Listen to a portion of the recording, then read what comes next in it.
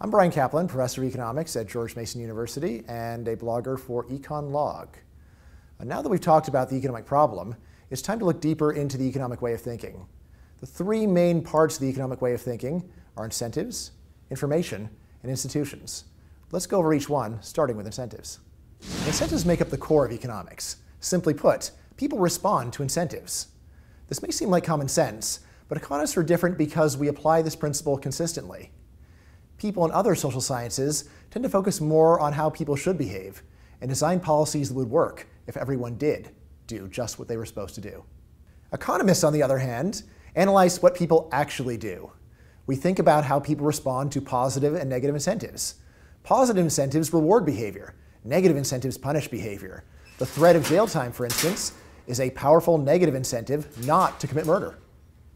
Sometimes the way we respond to incentives is obvious.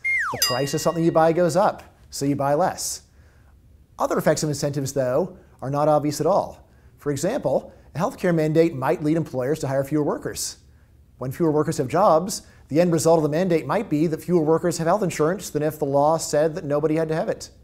Some of our best examples of incentives come from centrally planned economies like the old Soviet Union. In the Soviet Union, nails and almost everything else were produced by the government. But what do you tell the manager of the government nail factory? Do you tell him do whatever you want? Well, then he might not make any nails at all. All right, how about if we give him a quota to produce a certain number of pounds of nails? This was actually done. The result was that the managers of nail factories made enormously large nails, the easiest way to fulfill the quota. All right, fine, that's not a very good quota. How about we tell him to make a certain number of nails, or as many nails as possible? Well, in that case, the easiest way to fulfill the quota is to make an enormous number of small nails, each using almost no metal. So what about markets? Why are markets any better than the old Soviet Union?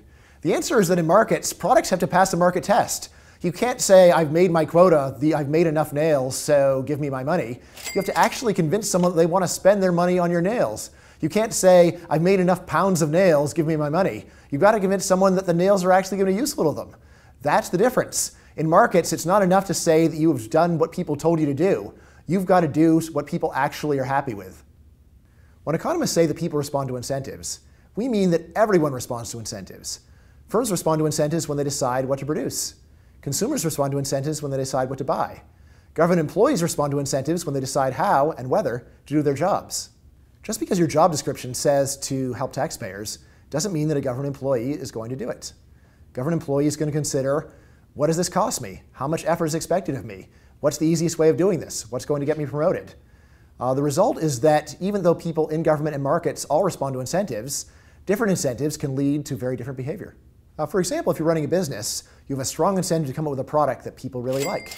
That way, you can sell it to them and keep making money. On the other hand, if you're a government employee, you might have a strong incentive to spend every dime of your budget. That way, no one can say that you don't need every penny that you've got.